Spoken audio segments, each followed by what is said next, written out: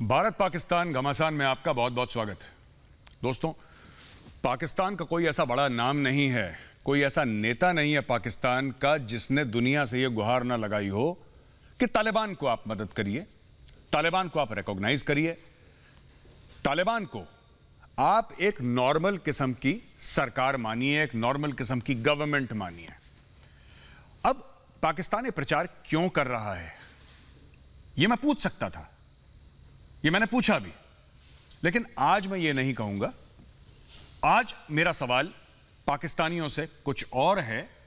मैं रिक्वेस्ट करूंगा डायरेक्टर साहब, जरा गेस्ट्स को लाइए स्क्रीन पे और हम आज की डिबेट शुरू करते हैं। बहुत बहुत धन्यवाद। हमारे साथ हैं भारत का पक्ष रखने के लिए सुशील पंडित जी। पंडित जी नमस्कार, बहुत बहुत स्वागत है आपका।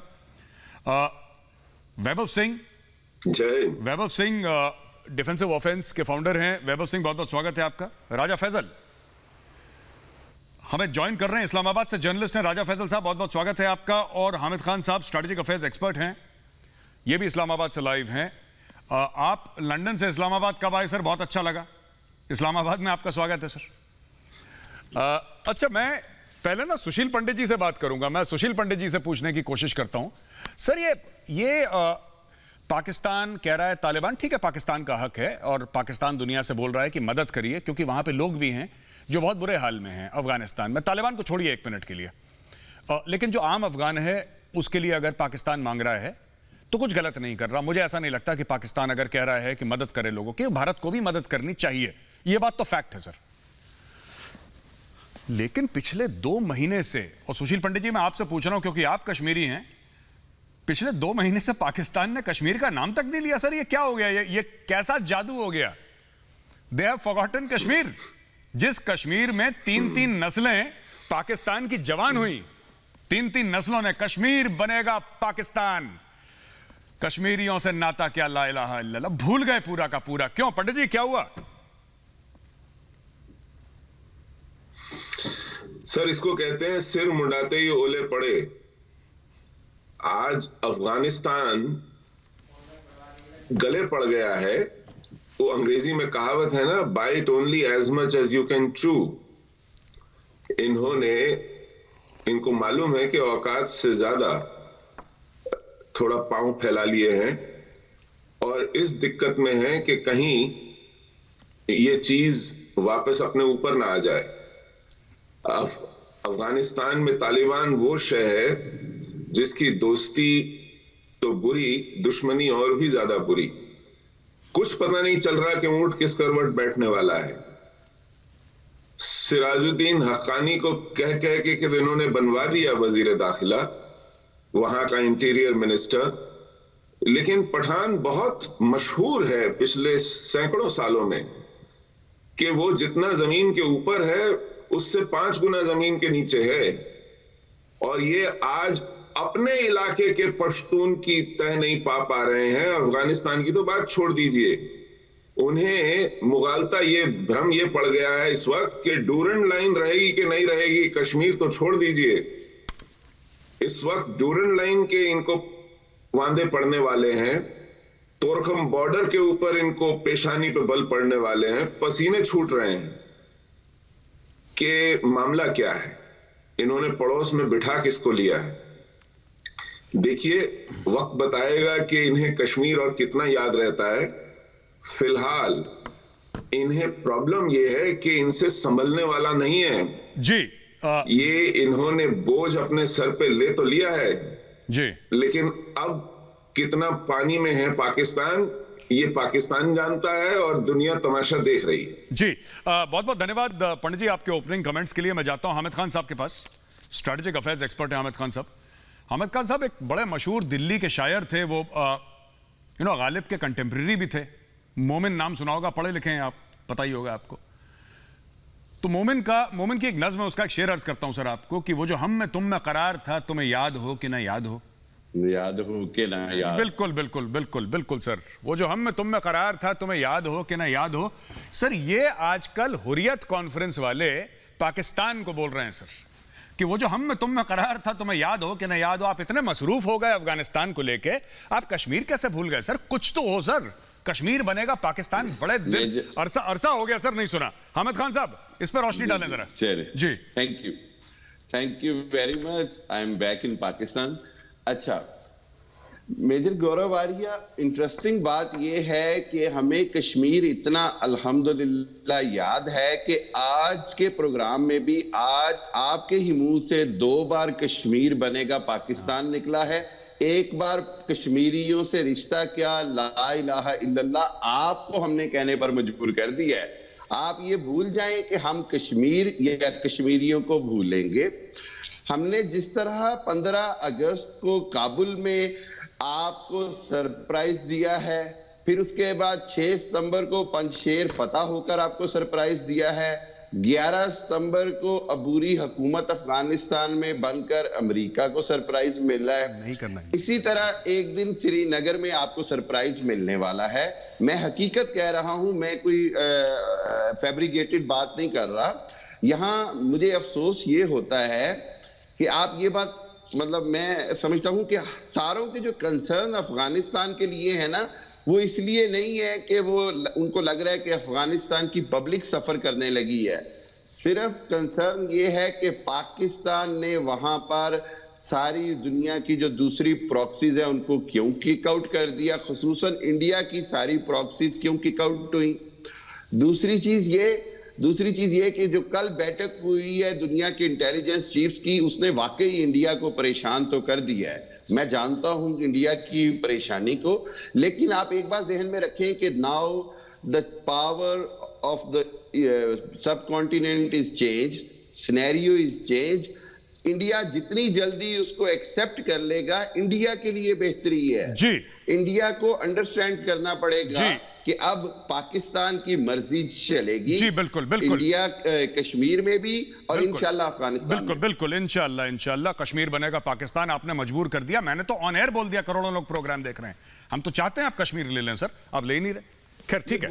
हामिद खान साहब एक मिनट, हामिद खान साहब मैं एक बात आपको बता दूं, क्योंकि अभी शेरो शायरी का मौसम है और दस्तूर भी है थोड़ा सा इस प्रोग्राम में बीच बीच में। तो वैभव ये कहना चाहता हूं कि हम अच्छे थे लेकिन लोगों की नजर में सदा रहे बुरे। कहीं हम सच में खराब होते तो सोचो कितने फसाद होते। अच्छा वैभव एक बात बताइए, खान साहब ने तो कह दिया साहब, खान साहब दाद दे रहे हैं वहां पे इस्लामाबाद से, बहुत बहुत शुक्रिया।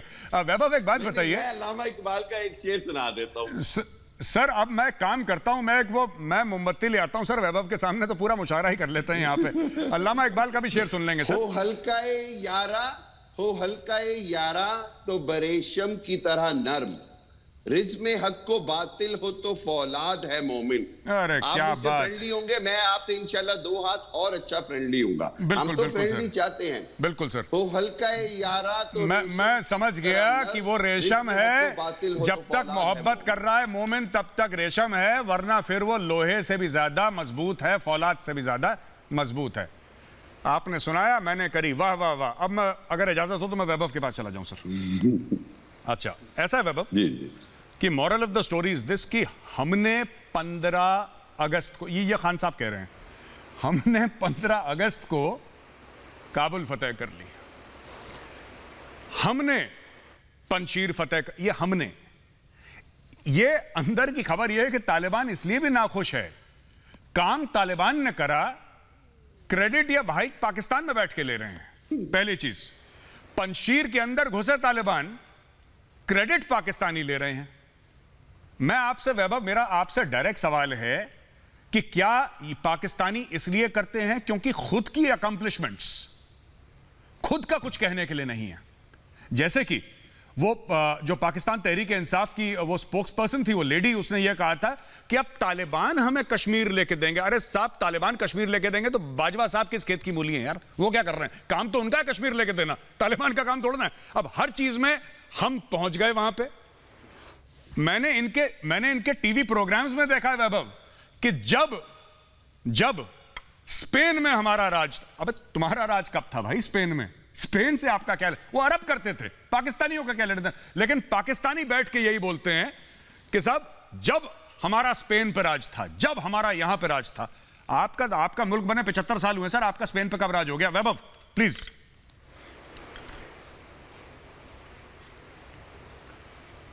देखिए, पंडित जी ने एक कहावत सुनाई कि सिर मुड़ाते ही ओले पड़े। मैं चाहता हूं कि पंडित जी राजा फैसल की मौजूदगी में इस तरह से बात ना करें। वो हमारे गेस्ट हैं आज हमारे प्रोग्राम में। दूसरी चीज, खान साहब बार बार ये बात कह रहे थे कि हमने आपको यहाँ सरप्राइज दिया, काबुल में सरप्राइज दिया, पंजशीर में सरप्राइज दिया।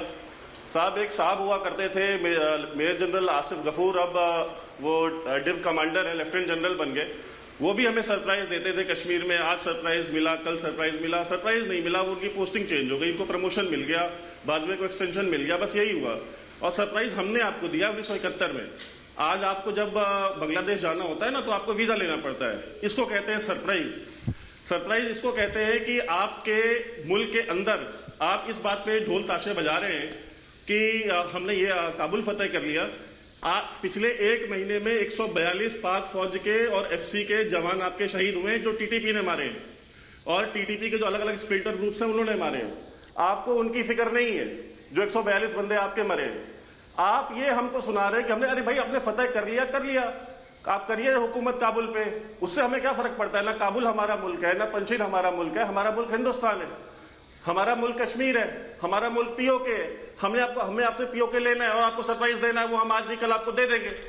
आप हमको, और जहां तक फतुहात की बात है, आपकी इनकी तो अपनी खुद की जो तारीख है वो तो वही है, मौला जट और नूरी नद, और तो कोई तारीख है नहीं। कभी बाबर के गले पड़ जाते हैं जाके, कभी अब्दाली के गले पड़ जाते हैं।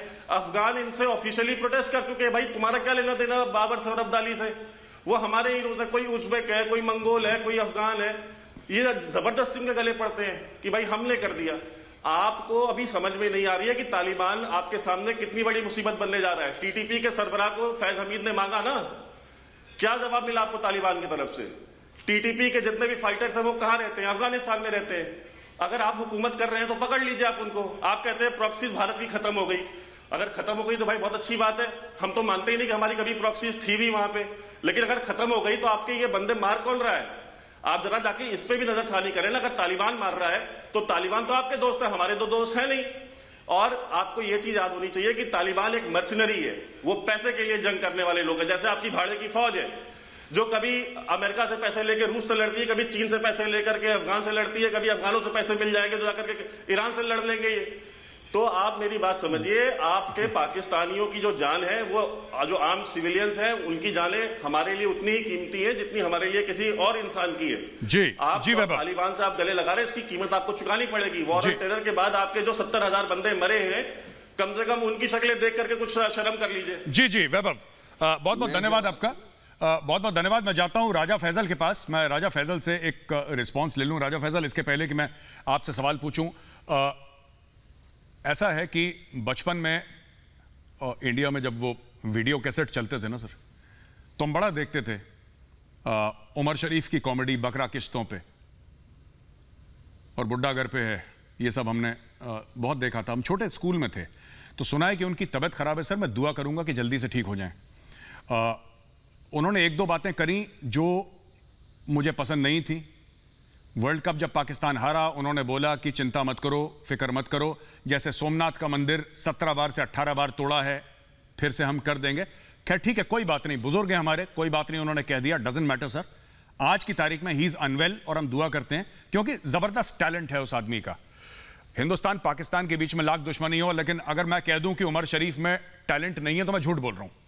He is highly talented and भगवान करे ठीक हो जाए वो। ठीक है सर, इसके पहले कि मैं आगे जाऊं राजा फैजल, मैं आपसे एक और बात कहना चाहूंगा, और मैं आपसे यह कहना चाहूंगा सर कि क्या आपको लगता है, और ये स्ट्रेटेजिक अफेयर्स का क्वेश्चन है सादा, इसमें कोई टांग खिंचाई नहीं है, क्या आपको लगता है कि अगर, क्योंकि पाकिस्तानी मीडिया में बात कर रहे हैं आपके सीनियर लोग, जो सीनियर सहाफी हैं सर, जो 30-40 साल से सफेद दाढ़ी वाले, सफेद बालों वाले एक्सपीरियंस लोग जो हैं, वो कह रहे हैं कि खाना जंगी की ओर जा रहा है, जा सकता है अफगानिस्तान। मेरा आपसे सवाल है राजा फैजल साहब, क्या आपको लगता है कि आप कंट्रोल कर पाएंगे अगर चीजें खराब हो? एक तो यह है कि ठीक है तालिबान स्टेबलाइज कर लेगा, एक ये सूरत हाल है कि तालिबान स्टेबलाइज कर लेगा, पर मैं कह रहा हूं ये भी लोग पाकिस्तानी मीडिया में डिस्कस कर रहे हैं कि हो सकता है ना स्टेबलाइज कर पाए, हो सकता है किसी की साजिश हो सकता है भारत की हो सकता है ईरान की हो, रशिया की हो, XYZ किसी की भी साजिश हो। ठीक है, ये दो साजिश वाले बैठे भी आज स्क्रीन पे, एक पंडित जी बैठे हैं, एक वैभव सिंह, ये दोनों बहुत साजिशें करते हैं। ऑन ए सीरियस नोट मैं आपसे पूछना चाहता हूं, पाकिस्तान का प्लान क्या है? फिर आप लोग संभाल लेंगे सर ड्यूरेंट लाइन से जो इन्फ्लक्स आएगा इस तरफ? देखिए गौरव, आपका पहली बात तो बहुत शुक्रिया उमर शरीफ के बारे में, और दूसरी बात यह है कि आपने बहुत ही आला सवाल किया, और मेरे ख्याल में ये सवाल बतौर इंडियन एंड बतौर पाकिस्तानी हम सबको करना चाहिए। यस, देयर आर प्रॉब्लम्स, वहां पे प्रॉब्लम्स हैं। इसी वजह से पाकिस्तान की गवर्नमेंट की जानिब से और पाकिस्तान के इदारों की जानिब से भी ये बारहा कहा जा रहा है कि ये प्रॉब्लम होने से पहले इसका सद्देबाब करना चाहिए, और ना सिर्फ ये पाकिस्तान की जिम्मेदारी है बल्कि सारे रीजनल पावर्स की जिम्मेदारी है, और पूरी दुनिया जो कि यहाँ पे पहले आके बैठी रही उनकी भी जिम्मेदारी है, खुसूसन वो कि जिनके बारे में अब आप भी ये कहते हैं कि वो उजलत में यहां से निकल गए, उनको जल्दी में यहां से नहीं जाना चाहिए था। ये मेक श्योर करना चाहिए था कि अफगानिस्तान एक स्टेबल कंट्री हो in terms of economy, in terms of security, तो वो अभी तक नहीं हो पाई। And yes, there are fears, और मैं जो कि इस रीजन में रहता हूं, आप जो कि इस रीजन में रहते हैं, हम दोनों के लिए ये एक फियर है, और इसका फियर होना बनता भी है। तो मेरे ख्याल में आप बिल्कुल ठीक कह रहे हैं, और पाकिस्तान के हाँ फियर हैं, और हम सबको मिलके ये कोशिश करनी, इसीलिए बारहा मैं ये कहता रहा कि अब जबकि तालिबान आ गए हैं और इस वक्त एक ही पावर है अफगानिस्तान में जो कि इन सारी एक्स्ट्राऑर्डिनरी जो सिचुएशंस हैं उनके ऊपर कंट्रोल करने की अहल है, बस उसका साथ देने की जरूरत है। वो पैसे जो कि अमेरिकन ने उनके रोके हुए हैं, अफगान गवर्नमेंट के जो पैसे रोके हुए हैं, वो छोड़ने की जरूरत है, वो उनको देने की जरूरत है, और रीजनल पावर्स को अपने लिए भी और रीजन के लिए भी उनको हेल्प आउट करने की जरूरत है, क्योंकि वहां पे एक्स्ट्रा ऑर्डनरी सिचुएशंस हैं। अब आ जाएं पहले जो बात हुई कश्मीर पे, कश्मीर में इस वक्त आपको थोड़ी बहुत खामोशी नजर आ रही होगी। कंसिडर इट काम बिफोर अ स्टॉर्म। तो मेरी नजर में तो यही है कि ये रुकेगा नहीं, आने वाले वक्तों में आपको नजर आएगा। कश्मीर कल भी पाकिस्तान के साथ था, आज भी है और कल भी रहेगा, और पंडित साहब को भी सलाम और प्रणाम, और पंडित साहब भी हमारे साथ होंगे। जी जी जी, बहुत ही बढ़िया, काम बिफोर द स्टॉर्म की बात कही है राजा फैजल ने, और जब कह रहे थे तो हामिद खान जोर जोर से अपना सर हिला रहे थे कि हाँ बिल्कुल, ये तुमने बिल्कुल बढ़िया बात बोली, काम बिफोर द स्टॉर्म, यानी कि कश्मीर में एक तूफान आने वाला है। बहुत बढ़िया। मैं सुशील पंडित जी आपके पास जाऊंगा, और फिर से एक बड़ी मशहूर नज़्म है सर फैज़ अहमद फैज़ की कि निसार में तेरी गलियों के वतन की जहां चली है रस्म की कोई न सर उठा के चले, और जो कुछ चाहने वाला तवाफ को निकले नजर चुरा के चले, जिस्म जा बचा के चले। अफगानिस्तान का यही हाल हो गया पंडित जी। क्या बात है, क्या बात है, अफगानिस्तान का यही हाल हो गया। बिल्कुल बिल्कुल बिल्कुल। गौरव जी, मैं एक छोटी सी बात कहना चाहूंगा कि एक शेर है कश्मीर को लेकर के, मैं भी सुना देता हूं कि किसी आने वाले तूफान का बहाना लेकर, किसी आने वाले तूफान का बहाना लेकर ना खुदा ने मुझे साहिल पे डुबोना चाहा।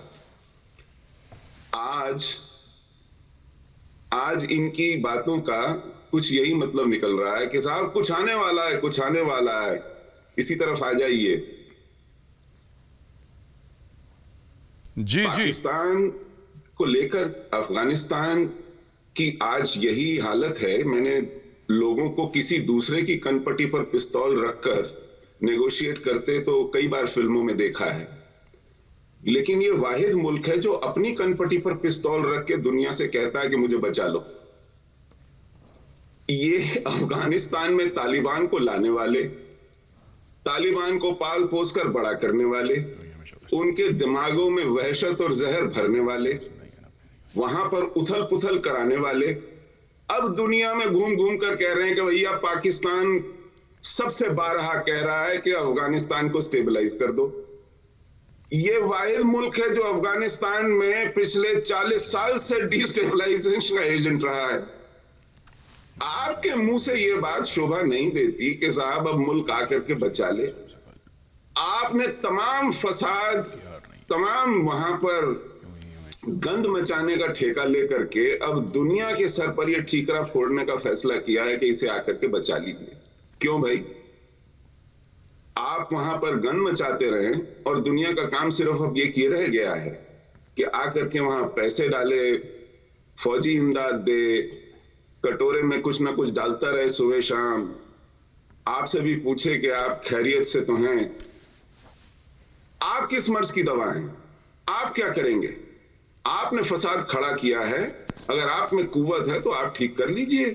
रोज फौजी मरवाइए, अपने आप खुद कुछ हमले करवाइए, अपनी मैशत तो चौपट करके कंगाली पर बैठे हुए हैं। अब FATF में क्या शक्ल दिखाएंगे जी कि हमने हाफिज सईद को पकड़ा, उसको पकड़ा, लेकिन तालिबान की एक की पूरी फौज खड़ी करके मुसल्लत कर दी अफगानिस्तान पर। जी बिल्कुल बिल्कुल बहुत बहुत बहुत शुक्रिया आपका पंडित जी। मैं जाता हूं हामिद खान साहब के पास कि हामिद खान साहब, ऐसा है कि जो अफगानिस्तान में आप पिछली भी डिबेट में थे एक मेरे साथ, तो भारत में, रिपब्लिक भारत में, आपने बोला था कि ये सब जो हैं अफगानिस्तान में जो लोग प्रोटेस्ट कर रहे हैं तो ये सब इंडिया के एजेंट हैं, और ये राजा फैसल जी ने भी बोला था कि इंडिया के एजेंट हैं, रॉ के एजेंट हैं, इनको पैसा दिया जा रहा है। यानी कि 5 साल का बच्चा भी सड़क में खड़ा है, औरतें खड़ी हैं, बुजुर्ग सफ़ेद दाढ़ी वाले, नमाजी टोपी वाले, सब भारत के एजेंट हैं। मुझे नहीं लगता कि भारत के अगर कुछ एजेंट होंगे तो इतने सारे होंगे कि पूरे अफगानिस्तान के हर शहर में प्रोटेस्ट हो रहे हैं। इतने एजेंट तो खैर CIA के नहीं हो सकते, तो भारत की इतनी क्या बिसात है कि सर हर कोने में एजेंट पाल लें। वहां पे तो बैंकिंग सिस्टम बंद है सर, एजेंट को तो पैसे चाहिए होते हैं, वहां पे ATM बंद है, बैंकिंग सिस्टम बंद है, तालिबान सब कंट्रोल कर रहा है, तो एजेंट को हम लोग पैसे कैसे भेजना है ये मुझे नहीं पता। लेकिन सर वही नज्म थी, उसका एक और मैं शेर सुनाता हूं आपको, और इसी शेर में मेरा अगला सवाल है हामिद खान साहब की, यूं ही हमेशा उलझती रही है जुल्म से खल्क, यूं ही हमेशा उलझती रही है जुल्म से खल्क, ना उनकी रस्म नई है ना अपनी रीत नई, यूं ही हमेशा खिलाएं हमने आग में फूल, ना उनकी हार नई है ना अपनी जीत नई।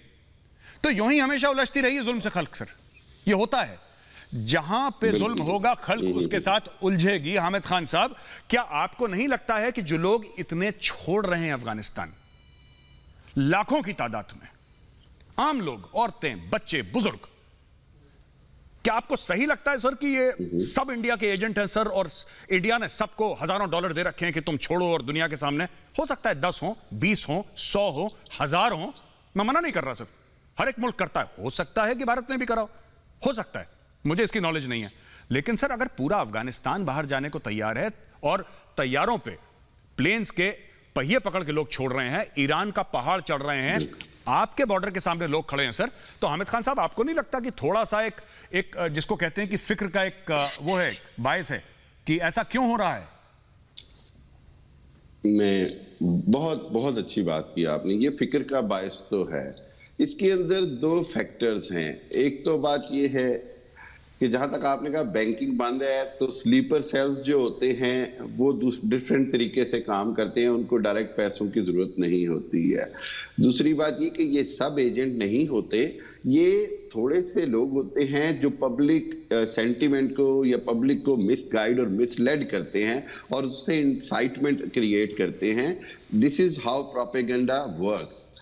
अच्छा, मैं अगेन ये कहता हूं कि ये number of protesters are very less, लेकिन तालिबान को इनसे भी मुज़ाकरात करने चाहिए, इससे कोई इनकार नहीं है। एक चीज आपको मैं बताऊं, मैं आपको बात बताऊं, पाकिस्तान ने एक बात साबित की है, और वो ये है कि पाकिस्तान अफगानिस्तान को प्ले ग्राउंड नहीं बनने देगा। खुसूसन हम ये कहते हैं कि इंडिया ने जिस तरह वहां अपने कॉन्सुलेट्स बनाए, इंडिया ने वहां जिस तरह पाकिस्तान के खिलाफ प्रॉक्सी की, आप जिस TTP का बार बार नाम लेते हैं उसके सारे ताने बाने आपसे मिलते हैं, उसके सारे ताने बाने श्रीवास्तव ग्रुप दिल्ली से मिलते हैं, उसके सारे ताने बाने जो हैं वो रा के उस डेस्क से मिलते हैं जो दिल्ली से ऑपरेट हो रहा है। अब इस सारी सूरत हाल को अगर आप देखें तो मैं ये कहूंगा कि अगर आप और आपकी गवर्नमेंट रियली अमन चाहती होती, आई विश, तो कभी भी ये पिछले 2 माह में जिस तरह प्याली में तूफान खड़ा किया जा रहा है कि जी अफगानिस्तान ये हो गया, अफगानिस्तान हो गया, अफगानिस्तान अब राइट डायरेक्शन में जा रहा है। और राजा फैसल ने जो इमदाद का कहा वो सिर्फ इसलिए कहा कि वो उनका हक है। जिन अमरीकियों ने, जिन इंडियंस ने, जिन लोगों ने इस मुल्क को 20 साल तबाह किया, अब उनकी कुछ रिस्पॉन्सिबिलिटी भी है। अमेरिका की रिस्पॉन्सिबिलिटी है कि उस मुल्क को फाइनेंशियली कंपनसेट करे। पूरी दुनिया में लॉ ऑफ कंपनसेशन होता है अगेंस्ट द डैमेजेस। ये एक सादी सी बात है। आखिर में एक शेर सुना दूं जी, एक शेर सुना दूं कि पाकिस्तानी, एक जो आप जनरल फैज की या सबकी बात करते हैं, तो वो एक बात है कि वो सिर्फ एक चीज कर रहे हैं कि काबुल में जाके अगर वो चाय की प्याली पी रहे हैं तो वो सिर्फ एक मैसेज दे रहे हैं कि आज तुझको बताऊं मैं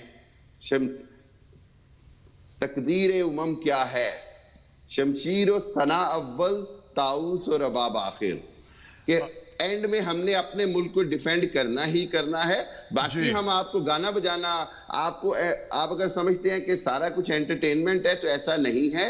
बहुत सारी चीजें जो हैं वो बड़े स्ट्रेटेजिकल लेवल पर की जा रही हैं और आपको समझने की जरूरत है। जी बहुत बहुत शुक्रिया आमिद खान साहब। मैं वैभव सिंह ने यही बात करी थी। वैभव, मैं आपके पास आता हूं।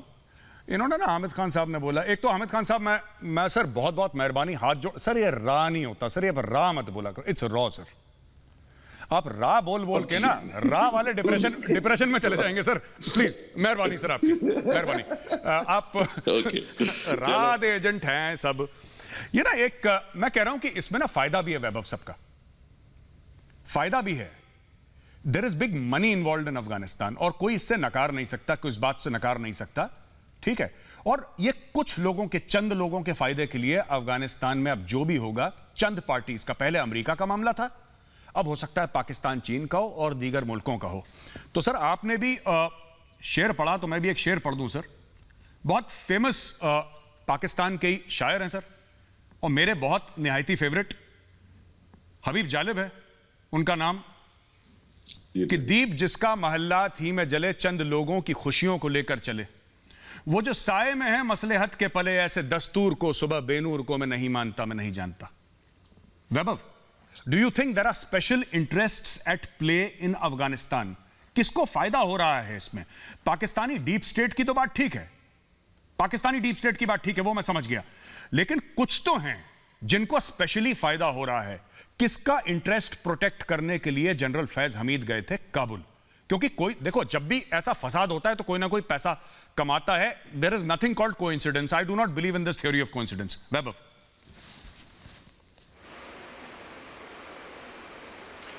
अब देखिए यहाँ पे शेर व शायरी का माहौल है, सारे शेर सुना रहे हैं, तो एक शेर मैं भी सुना देता हूँ। ये न फैज का लिखा है न जालिब का लिखा है, ये मेरा लिखा हुआ है और मैं कोई शायर भी नहीं हूँ। तो शेर यह है कि हम लादीन शौक की उम्र में सब्र कर रहे हैं, हम लादीन शौक की उम्र में सब्र कर रहे हैं, जो दीन वाले हैं वो सब पर जब्र कर रहे हैं। तो अफगानिस्तान की पूरी कहानी यही है। इस्लाम के चैंपियन जो है वो ISI वाले भी हैं, पाकिस्तान की फौज भी है, इस्लाम के चैंपियन तालिबान भी हैं और सब पे जिन पे जब्र कर रहे हैं वो कोई काफिर नहीं है, वो सारे इनके अपने मुसलमान भाई हैं, चाहे वो पंशीर के हो, चाहे वो पश्तून एरियाज के हो, चाहे वो उज़्बेक हो, चाहे चेचन हो, irrespective of who they are, वो उन पे जब्र कर रहे हैं। लोग हवाई जहाज के जो है टायर पकड़ के जो है मरने को तैयार है, सारी चीजें हो रही है, दुनिया देख रही है और इन सब का जो जिम्मेदार मुल्क है, इस सबकी जिम्मेदारी पाकिस्तान के ऊपर आती है। पाकिस्तान की तारीख है, चाहे बलोचों पे जुल्म करना हो, चाहे अपने पश्तूनों पे जुल्म करना हो, चाहे बंगालियों पे जुल्म करना हो, बांग्लादेश के 10 लाख 20 लाख मुसलमान इन्होंने मारे हैं। तो अगर 2-4 लाख अगर अफगानिस्तान में भी मार दिए तो क्या फर्क पड़ता है? और जो 70,000 पाकिस्तानी पाकिस्तान के अंदर मरा है, उसकी सबसे बड़ी बेनिफिशियरी कौन रही है? वो पाक फौज रही है। पाक फौज को राइट्स मिल गए। अभी आपको मैं आपको एक वीडियो भेज दूंगा, कराची में खड़ा होकर के, क्वेटा में खड़े होकर के लोग कहते हैं कि यहाँ पे जितनी भी ड्रग स्मगलिंग होती है, यहाँ पे जितनी भी ये अगवा बराए तावान होते हैं, ये सारे के सारे FC के अफसर और पाक फौज के लोग करवाते हैं। वो पानी का जो टैंकर माफिया कराची के अंदर कौन चलाता है? वो इनके अपने फौजी चलाते हैं। तो अफगानिस्तान में भी जो क्योस है, उसका फायदा किसको पहुंचेगा? उसका फायदा पाकिस्तान के अवाम को नहीं पहुंचेगा, वो पाक फौज के जो कुछ ऑफिसर्स हैं, जो कोर कमांडर्स हैं, जो इनके आईएसआई के जो सीनियर ऑफिसर्स हैं, उनको पहुंचना है, उनके जेब में पैसे जाने हैं। बिकॉज मिनरल्स हैं अफगानिस्तान में, billions and trillions of dollars के मिनरल्स हैं। वो मिनरल्स निकालेगी जब चाइनीज कंपनी निकाले, रशियन कंपनी निकाले, या इंडियन कंपनी भी निकालेगी, कोई भी कंपनी निकालेगी, उसका कमीशन जो है वो कमीशन खाएंगे, कमीशन खो रही है। आखिर आपको डीएचए के प्लॉट में कमीशन देना पड़ता है ना फौज को। आपको आप कहीं भी आप रियल एस्टेट का काम करते हैं, आप कोई भी इंडस्ट्री लगाते हैं पाकिस्तान में, उसका कमीशन आप देते हैं ना पाक फौज को। उसका उस एरिया का जो भी कोर कमांडर होता है उसके पास पैसे जाते हैं। किसको नहीं पता है? हर किसी को पता है। तो जब वो हर जगह से पैसे कमा रहे हैं तो अफगानिस्तान क्यों छोड़ दे? जी बिल्कुल। 70,000 बंदे मरवाए हैं अपने, इसलिए मरवाए हैं। जी बिल्कुल बिल्कुल। तो मरवाए।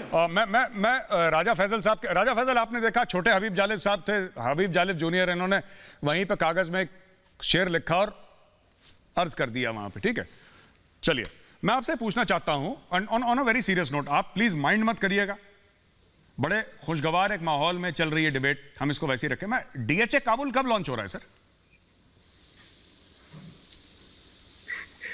अभी तक तो कोई डेट्स नहीं आई। जैसी डेट्स आई मेजर गौरव आर्या को सबसे पहले बताएंगे, क्योंकि ये तो रीजनल डीएचए होगा ना फिर, तो उसपे तो आपको भी प्लॉट मिलेगा, बेफिक्र रहे। Corner plot sir, corner plot. और दूसरी बात ये फौजी कॉर्नर प्लॉट लेते हैं सर, कॉर्नर प्लॉट चाहिए। अच्छा, commercial corner plot. By the way, मैं अगर मुझसे कोई पूछे तो I have always contested this कि ये जो गेटेड सोसाइटीज हैं, ये मैं इनके हक में नहीं हूं, क्योंकि ये हमारी सोसाइटी को हमें एक दूसरे से दूर करते हैं। तो गेटेड सोसाइटीज जो है, मैं उनके हक में नहीं हूं, किसी भी गेटेड सोसाइटी के बाद। और जहां तक बात है वैभव की, शुक्र है जब वैभव वो शेर सुना रहे थे, मैंने कहा इसमें भी मेरे हेयर स्टाइल को लेके कोई बात ना निकल आए। तो बहुत बहुत शुक्रिया वैभव, बहुत अच्छा शेर था। जहां तक बात है, देखें अफगानिस्तान की, वो अल्लामा इकबाल ने क्या खूब कहा था कि अफगान बाकी कोहसार बाकी।